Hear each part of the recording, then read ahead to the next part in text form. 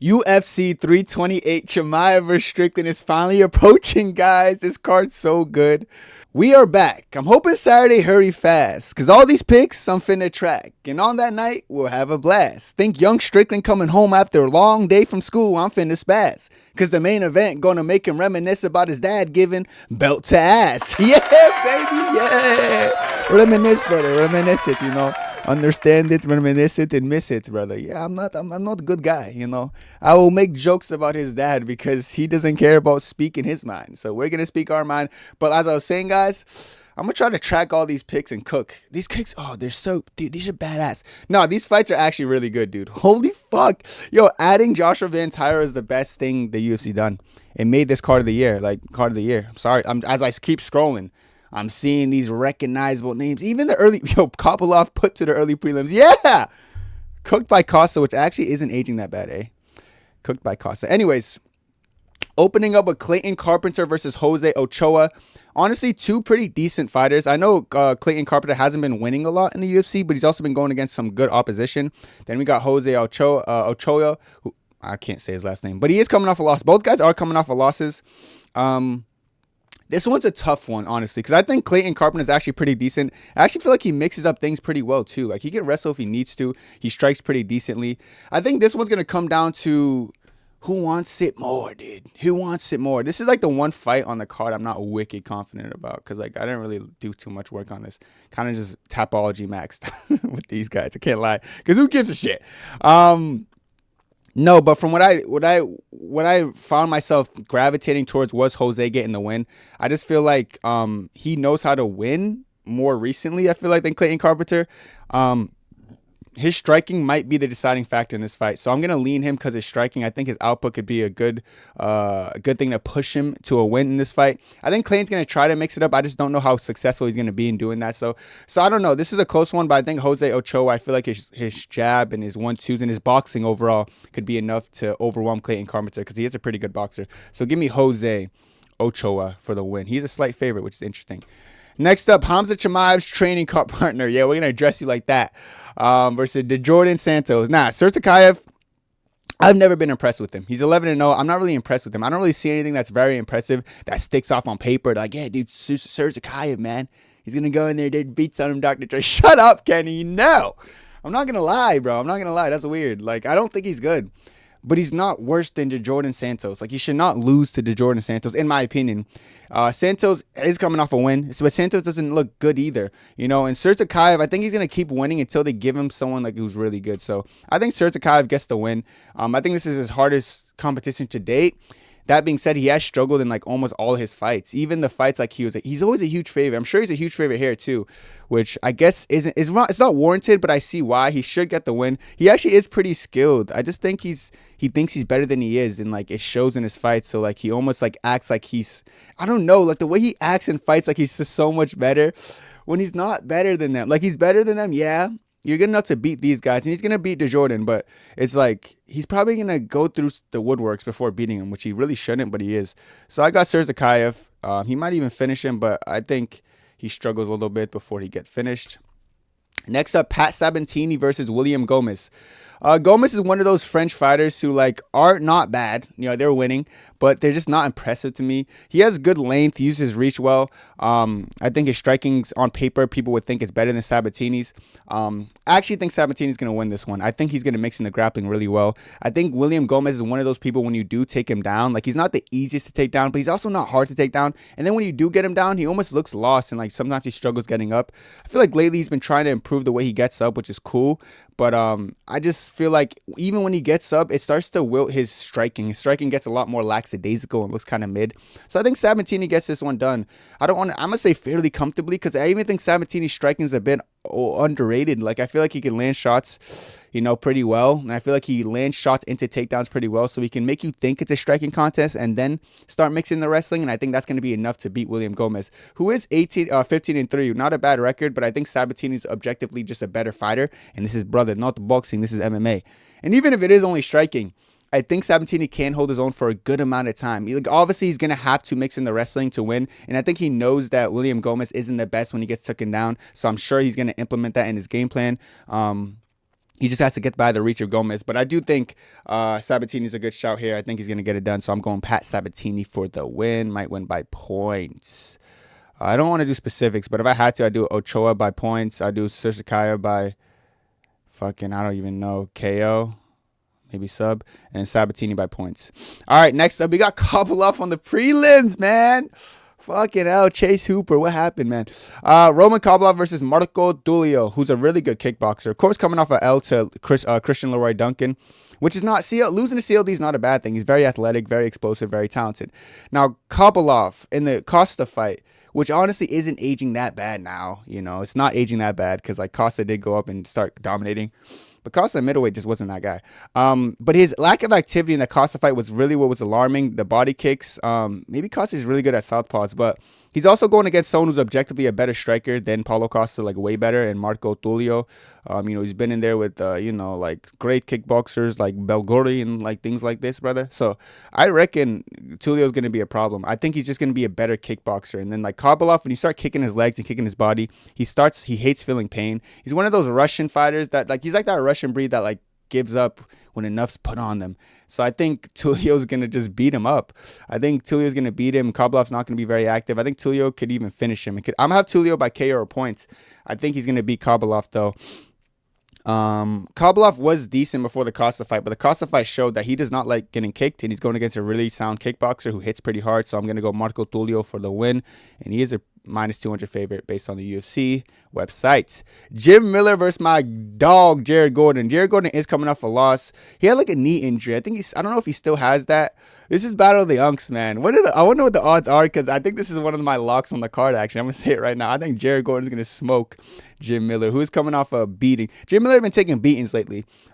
It's about time he retires. I know, like, dude, he wants to be in UFC 100, 200, 300, and 400. Shut up! Bro, get to moving, bro. Get to packing. There's no way you're being dead ass when you say shit like that. I think Jared Gordon's going to melt him, man. I think Jared Gordon's good at mixing it up pretty well. I think Jim Miller's not going to have that step. Like, Jim Miller's actually, he's going to always be game. He's going to have that veteran game, but Jared Gordon's been around the block too. I just think his striking is going to be too much. I think when you mix in wrestling, he's going to succeed. I just think the output of Jared Gordon is going to be a bit too much for Jim Miller. So I think Jared Gordon's actually one of my locks of the card. So I'm going to go ahead and say a Kenny lock. Mr. Kenny lock, Jared Gordon to smoke Jim Miller. What are the odds? Okay, it's minus 310. That's a little bit big for a lock, but Jared Gordon's like one of those people you could throw on a parlay and not worry about him throwing. Like Susurkaev, you can't even throw him on a parlay without considering, maybe he's going to throw. This one, I think you could throw him on a lay without, believing he'll throw. I don't know how much lays I'll put him on, if any, but I know Jared Gordon's going to win. Good guy, handsome guy, strong guy. Shout out Jared Gordon. Next up, Grant Dawson versus Rebecki. Now, this one's actually something I pondered on a bit. Like, I was thinking a bit on this one when I was doing footage, because I did footage right before I clicked record, and I watched a couple. Like, Grant Dawson got knocked out again his last fight. It kind of reminded me of the King Green fight. Like, if you touch his jaw, he could wilt. And he's going against Rebecki. Now, Rebecki had that really good fight with Genghis Khan, and I feel like that fight, honestly, there, like, it kind of made me realize that. And then, honestly, looking at fucking Genghis Khan's last fight, his grappling is actually pretty good. So the fact that Rebecki was able to like stand up and like make it hard for him was very interesting. I'm sorry, Orabai. I honestly blanked on his name, so I kept calling him Genghis Khan. What kind of guy am I? All right, fuck. But yeah, seeing how good Orabai looked his grappling, the fact that Rebecki was kind of able to like negate that. Rebecki's not necessarily hard to take down, but like he's so compact, so he's like hard to hold down. But I'm sure Grant Dawson could hold him down. But the thing is, am I relying on Grant Dawson to not get chinned? Because Rebecki is going to come with some heavy shots and some heavy pressure and some heavy presence and like just some thick tree stump-esque takedown defense. Maybe not takedown defense, but like hold down defense. Like, you're not going to just hold him down. And that's Grant Dawson's only game plan. Grant Dawson's striking has come ways and improved, but that last fight is really throwing me. Honestly, if you asked me this like a couple like months ago, I'd say Grant Dawson smokes him. You're asking me right now, and fuck, man, I think Rebecki beats him now. I can't believe it. I think Rebecki beats him. This is a weird one, man. I just think Rebecki's hard to, like, control easily, and I feel like that's what Grant Dawson needs to do in order to get a win, because he doesn't trust himself on the feet, and when he gets hit, he can get wobbled, and then Rebecki's ability to bring chaos and just be chaotic and hit like a truck. Orabai's chin's amazing. I don't know about Dawson, man. So I think Rebecki's going to upset him, man. I got Rebecki. I did not know who I was going to pick when I clicked record, but as I'm talking out loud, I'm starting to realize Rebecki's going to pose a big problem to Dawson. Dawson can also pose a big problem to Rebecki, but I just have a hard time seeing him impose that and be perfect for those 3 rounds. So give me Rebecki, who is the slight underdog in this one. I don't know. Like, I'm not going to say it's a lock or anything. I just think Rebecki has more of a chance to win. Joe Alvarez, who was one of my favorites at a point, someone I thought could be pretty badass, versus Yaroslav Amosov, who came from Bellator, 29-1. His only loss against Jason Jackson, I believe. Okay, Alvarez in his last fight, he won against Luque. I wasn't impressed by that fight, guys. I really wasn't. Like, he seemed a little bit stuck in the mud in his stance. You know, I know it was like he wanted to see how these welterweights hit. Like, I'm sure he's a little bit shocked from the power. You know, he's going against Amosov. Yaroslav, let me just call him that, Yaroslav. And I was looking at his highlights. Like, he's a good grappler. His striking is pretty you know. He doesn't take shots the best sometimes. It's just weird. Like, this one pissed me off. Like, this one's getting me mad, because I'd be mad if I trust Alvarez here and he shits the bed. And I feel like I could see that happening. Alvarez has pretty good BJJ. He lost to Arman, because Arman's able to, like, cut him open with some crazy ground and pound. Osmov is not really that, though. He's going to, like, Amazov's going to take you down. You're probably going to get up. He's going to land some shots on your way up. He's going to be like that kind of guy. You know, for me, it's hard to, I guess, distinguish. Fuck, dude. It's just tough, man. It's a tough ask. I think it's a tough ask relying on either guy, to be honest. But Alvarez does have the length. He was bigger at 155. Like, at 170, you're going to have people around 6 feet. Like, this guy, he's 6 feet, you're 6'2". At 155, being 6'2" was crazy, but, like, you're not, you know, it's a little bit more normalized being around 6 feet in this weight class. So he doesn't have that distinct height advantage that he probably wants to have, you know. And just how stuck in the mud he was in his striking. Like, I think my gut would tell me Alvarez if he looked more impressive on the feet. Yeah, he did outstrike Luque. He looked decent there, but just he was too stuck in the mud. And, like, it's the fact that Osmov can't take him down and make him a little bit uncomfortable. His takedown defense is at 47% to Alvarez, so I don't really trust that, man. I'm gonna go the Bellator dude, which is probably dumb, dude. I feel kind of dumb, but I just don't feel comfortable trusting Alvarez, and that's where I think I'm gonna draw the line. He didn't look that great on the feet he looked a little bit too stoic and didn't want to throw that much, you know. And I don't care. I'm going Yaroslav. I could be wrong, but I trust him for the win. So we'll see what happens. Fuck, I hate picking Bellator bums, dude. It pisses me off. Ateba Gautier, you know, my African brother, versus Aussie Diaz. Of course, this is just a tailor-made Gautier win. The thing I want to see, I think Gautier will win. I just want to see if he's learned how to cut off the ring. That's going to show in this fight. But him and Aussie, both 6'4", big guys, you know. Aussie might be taller, because I don't know if Gautier's actually a strong 6'4". He's like a 6'3", 6'4", you know. You know how they be in the UFC. But let's just see how Gautier improved. I reckon he wins by knockout if he's able to cut off the ring, because his last fight was actually disappointing for me. He just didn't cut off the ring well, you know. But I'm not going to switch up, bro. That's still my African brother, you know, Cameroonian, the only Cameroonian outside of Ngannou who I've seen for a long time with that one-punch power. So we're going to have to see if he comes back and cuts off the ring better, because when that straight lands, it's problematic. And he's very patient. I like how patient he is, but maybe chase the finish a bit more. You don't got to be wicked patient. You know, being too patient could be a problem too, but he does have really quick hands. He's reactive. You know, I wonder if Aussie's going to try to mix in wrestling. Probably not, because he doesn't really do that ever, but you never know. I bet he's going to turn into a wrestler, because you stand in front of Gautier for a little bit. Everyone turn wrestler. So I got Gautier by knockout, but time will tell. King Green versus Jeremy Stephens. Now, King Green's coming off that dominant win over Zell Huber. Man, Zell Huber looks so shit in that fight. But also, I got to give credit to King Green. Hands down style working. But is hands down style going to work against the hardest hitting 145er? Yeah! Yeah, baby. Well, I don't know, man. Who the fuck, bro? Who the fuck is that guy, bro? I don't know. I said that like a Scout's accent. Anyways, man, hands down style. Well, I'll be real. Jeremy Stephens' power narrative in 2026, bro. I think we're past that, dude. Keep in mind, grown man still going around in that power narrative. That shit's gone, boy. That's like saying Josh Emmett still that guy, dude. I don't know. I just think the output of King Green. Honestly, King Green is the type to just lose this one because he should win it. You know, that is a pretty on par for King Green. That being said, I don't think he's gonna lose. I just think his output is gonna be too much. He's probably gonna batter Jeremy Stevens, cut him open a little bit, cause some damage to his face. By then, the fight's probably gonna be over. Jeremy Stevens might try to wrestle, but I doubt it. It's probably gonna be a primary striking match that's gonna favor the more active striker who likes to let his hands go more, and I feel like that's gonna be King Green. And after that Zellhuber fight, it's hard to bet against him, so I am gonna go King Green for the win, and he should be the favorite to win, and he is. He's a -310, not surprising. Oh, this one's a frustrating one because this one's frustrating for one of two reasons. Here's the first reason. Whoever wins, the opposing side, whoever picked, say you pick Sean Brady, if you win, obviously he's going to win. How did no one pick him? If you pick Buckley, obviously he's going to win. No! Fuck! Yo, I watched footage and I came, I was watching Sean Brady for, oh, Sean Brady's going to win. I went to Buckley, Buckley's going to win. It's annoying as hell. It's actually annoying how back and forth I was on this. And then, honestly, when I clicked record, I didn't really have someone in mind, but I told myself I'm going to speak out loud. I'm going to say what they both do. So, let's just address the elephant in the room for both guys. Both of their losses are, important because stylistically, they're standing in front of the same person in a different way. Sean Brady's last loss, he went against a power swinger who's explosive. This time he's going against a power swinger who's explosive. What's the difference between the two? I can identify a difference. The size. I think Morales' size is a bit more intimidating, a bit longer, a bit huger. Pause. Nigga said huger. Nigga, what? He's just a bit bigger, eh?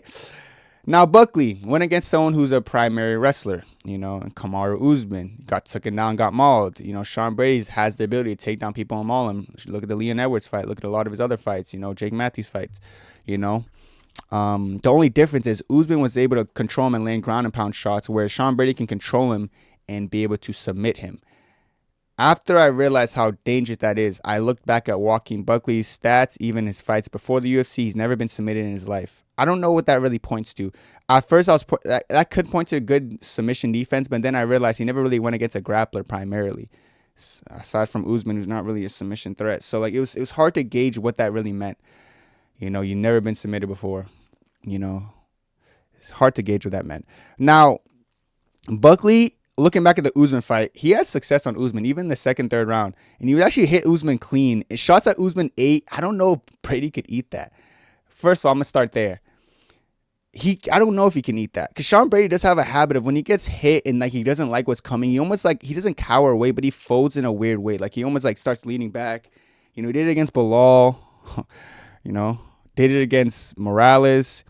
Sometimes he take a shot, and then sometimes he takes a shot clean. I was watching about the Leon Edwards fight. Leon Edwards would sit down on some mean counters, but Brady would just eat it and keep coming forward. Very interesting. I don't understand that. That was weird. I don't know why he ate it so well. If you guys look at some of the shots, you guys might be like, Leon Edwards has no power. Guys, it was just the timing of the shots. Brady would walk into straight elbows. I was like, yo, he's walking into this, and he's not even folding at all. But then you put pressure strikes in front of him, like Bilal in that second round, and he'll break. Or just imposing power in front of him, like Morales, and he'll break. You get hit clean, and he will not like what he feels. So that's that. It's weird. His chin is just questionable, but I am leaning more towards the side that the power is going to be a little bit more frustrating for him.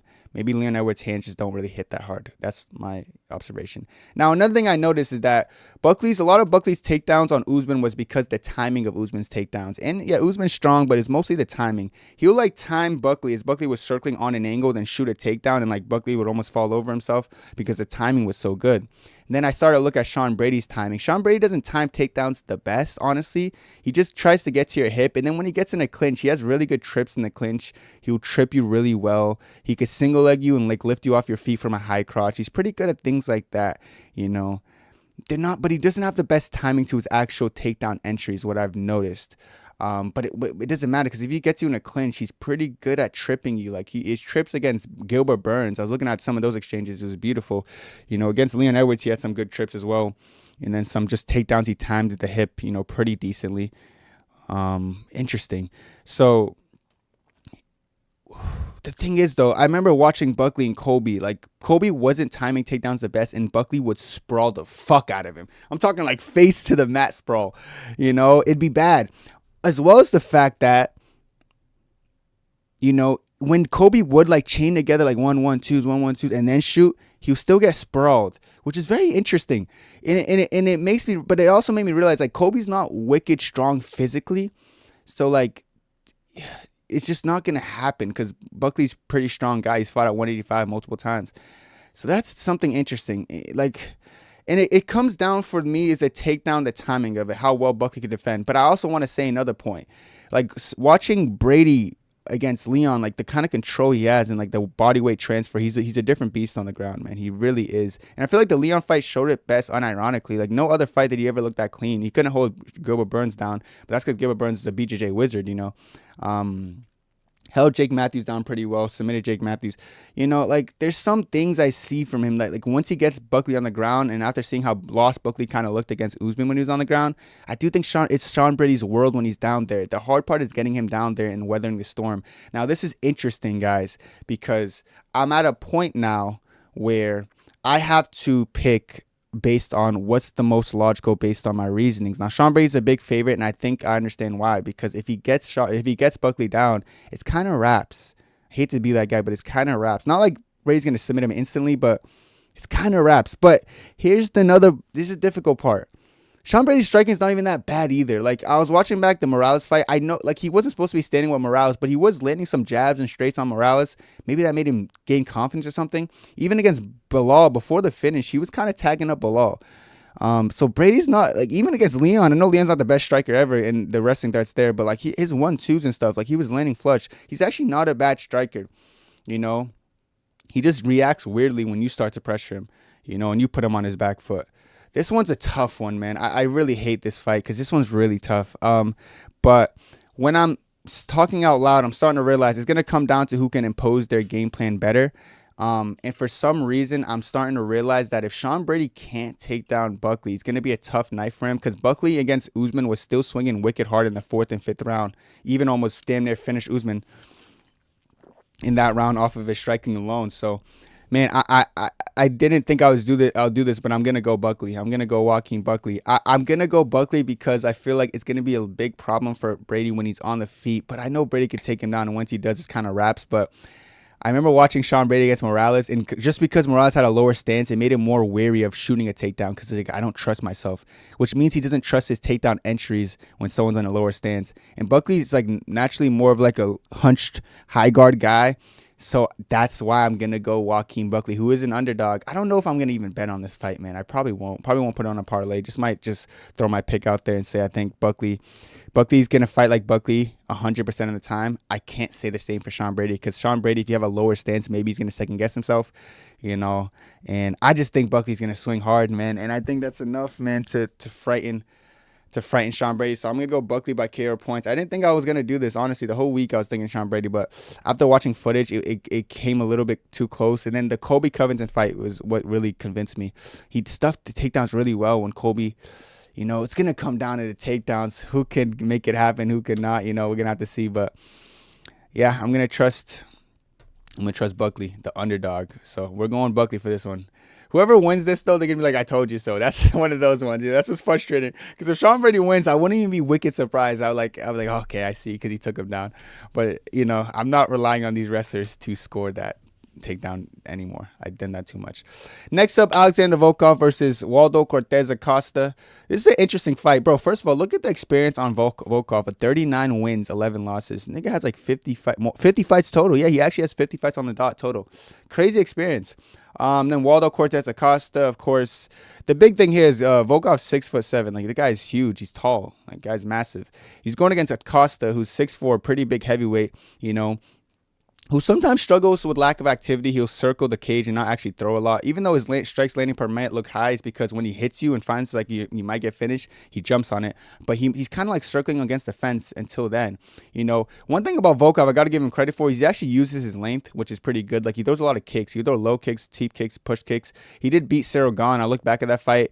He didn't beat him. That fight was more like wrestling than anything. So I actually couldn't take too much from that here. The grappling is going to be interesting here because I think Acosta should shoot, honestly. I think he should, just to make it hard and ugly in the clinch, you know, because I think at range he could do what he did against Sergey Pavlovich, who did actually beat Cortes Acosta. against Pavlovich, like Pavlovich was trying to just box, but he was using his length against Pavlovich. He was just landing at will, his jabs. He was just busting up Pavlovich, damaging him. And I feel like that's because he uses his length well. I think he could do the same thing against a Cortes Acosta, to use his length well. And he actually has a pretty good amount of pressure that he applies on people too. So I think I'm going to go Volkov. I didn't know who I was going to go for this one. It seemed like a pretty close one to me, because anything could happen. I do think Cortes Acosta is always game, and he could strike and still be mean with it. But for some reason, man, I think Alexander Volkov, I think the Sergey Pavlovich wins was convincing me that he could just kind of outpoint you and make you miss a lot and make you fight his fight, which is a range fight, but he's also pressuring you. So I'm going to go Alexander Volkov for this one. Close one, though, but I think Volkov can get it done because just being too overwhelming. Co-main event of the evening. This pick will not be solidified. I'll make a video either tomorrow or the day after about a stylistic breakdown. And after I do that, I'll have my fight solidified. So take this pick with a grain of salt.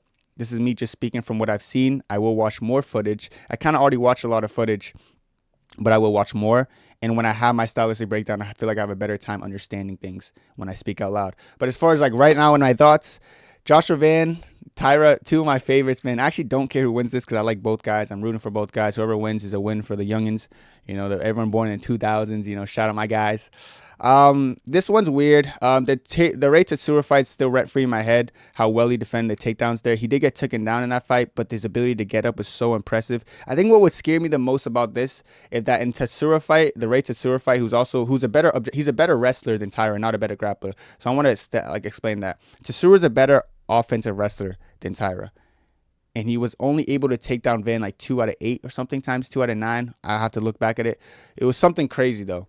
And he is a better wrestler than Taira, but Taira's a better grappler than him. So what that means is that Taira might not be better at like shooting takedowns and actually scoring, but Taira's better at like getting your back, controlling you, you know, doing things to establish control and getting finishes. So that's what I'm going to give him more credit for. So that's a little bit different. So even though Van's really not easy to take down, you know, once Taira gets him down, I feel like you have an easier time holding him down than Tatsura was. Because Tatsura would get him down, but Van's like, he's like 5'5". The way Van would just like stand up, is like, that nigga, his base is so small and low, you know. And then like another big thing with this one is that what Royval did to Taira when he was on the feet. Taira doesn't move his head. That's one thing I've noticed. It's not possible for him to physically move his head, which is so weird. Everyone lands on him flush. Like it's so easy to connect on him. Doesn't matter if you're a great boxer or a bad boxer, you could land on him in combos and it's going to be easy. He doesn't move his head well. Strickland looked decent against Moreno, but he still wasn't moving his head. It's because Moreno's boxing is a little bit overrated. He does that same switch punch. You know, that being said, you're not going against an average boxer in Joshua Van. I think you're going against a really good boxer. So it's going to be a little bit tough not moving your head against someone like Joshua Van. I think that's going to accumulate a lot of damage very quickly. The thing about Van is like he throws to kill and like he puts a pressure on you. Now, when you put wrestlers on almost a back foot, it almost makes it harder to shoot takedowns. And Taira's takedown entries actually aren't the best. What he wants to do is like kind of shoot a takedown on you while pushing you back against the fence. And then from there trying to work angles to get to your back. That's what he's the best at. But the way Van like shields with his elbow and pressures and pushes your head down, I think it's going to be very hard to control and like try to get some kind of takedown on him. But Taira is really good at just getting a hold of you and finding securing positions.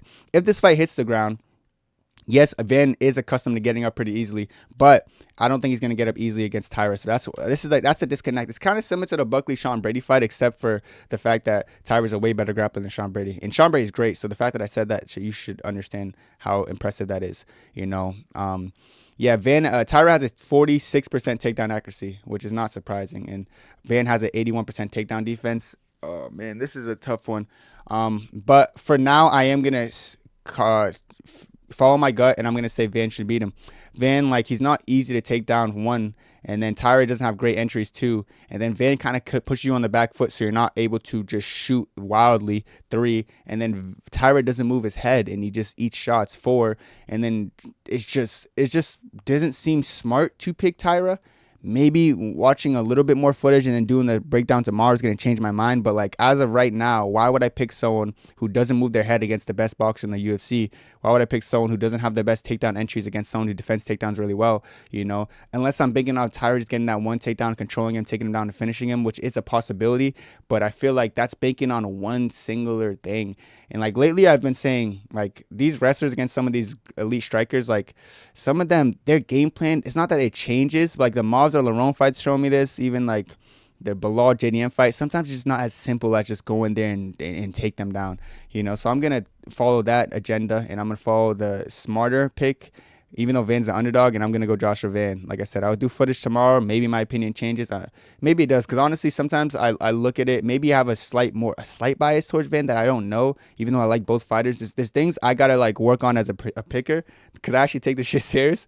So we're going to try to figure all that out. But as right now, I'm going Joshua Van because I feel like that it makes the most sense in my head, you know.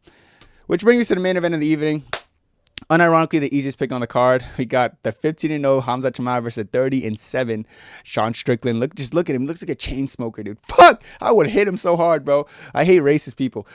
Yeah, this is gonna be interesting. You know, I know Sean Strickland's gonna be very like, yes, you're Muslim. I hate you. Your religion horrible. You know, you don't belong in America. This, that, and the third. The whole fight week, which makes this hate watch more satisfying. I can't wait to see it, man. This one, I already made a whole stylistic breakdown of it yesterday.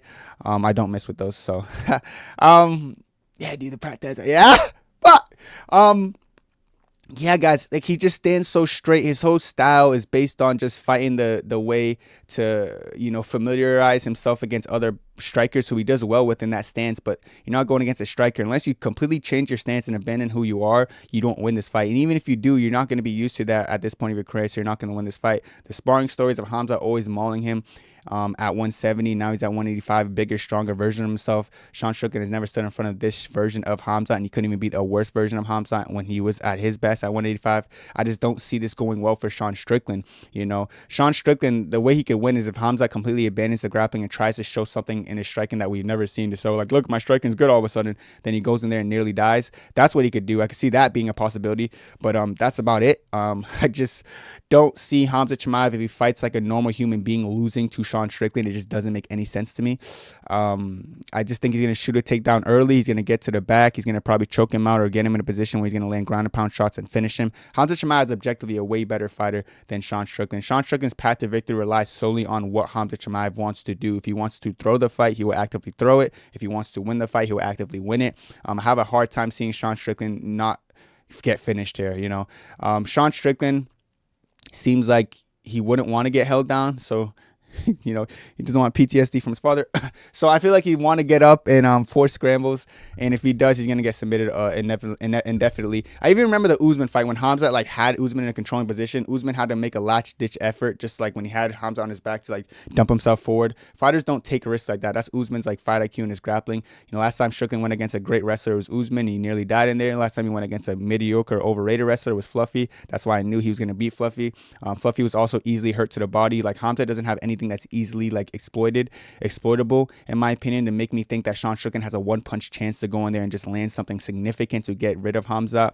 Even in the DDP fight, DDP didn't give up because he has like that willpower and that heart. So even when he was stood up by what's his name, Gautier, he still wasn't able to finish Khamzat, even if he has more power than Strickland. So people thinking that Strickland's gonna get control for like 4 rounds and get up and then land one shot. Strickland's not that one-shot guy. Oh, Strickland's gonna time a knee up the middle. Shut up! Damn it! I hate that. I hate that one.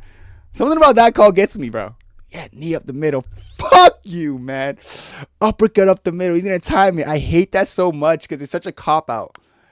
Yeah, who wins? Yeah, Strickland. I think he's going to time something up the middle. Oh, my goodness. Why is that still a thing in 2026? Yeah, I'm in them now. Oh my God, I can't be bothered. Shibai. All right. Yeah, I just don't see Strickland winning outside of those like fucking fugazi ass like people trying to make up these things like, yeah, dude, I think this gonna and that's not gonna happen. So I think Khamzat's gonna go in there. He's gonna melt him. I think he's gonna give him a very aggressive hug, which Strickland calls it. Like Strickland says, he only taps me by doing aggressive hugs, which is a Darce choke. So I either got Darce choke or rear naked choke submission, or just him in a position that he can't get out of and Khamzat ground and pounding. But honestly, I think the submission's the most likely outcome. So I think Khamzat by submission's a pretty good call. So I think Khamzat's going to go in there. He's going to submit Sean Strickland, make it look really easy. And Sean Strickland's going to like cry at the end of it and be like, listen, he's still a terrorist, you know, say all that shit. So it's going to be a very satisfying hate watch. I have never had a hate watch, I don't think, ever on my channel. So this is going to be my first hate watch. So you guys better be in the stream and watch me just celebrate this beautiful, voluptuous win that Khamzat Chimaev will put on Sean Strickland's horrible ass. And if Sean Strickland finds a way to win, this is just so AI. And the world makes no sense. But I know Khamzat's going to get it done. I'm not really worried about that. As far as like a locked prediction parlay, I'd go Khamzat Chimaev. I'd go for. I keep in mind I said locked. Khamzat Chimaev, Jared Gordon. Khamzat Chimaev, Jared Gordon, and give me one more. I'm gonna have to do a risky, like a closer one. Khamzat Chimaev, Jared Gordon. Fuck.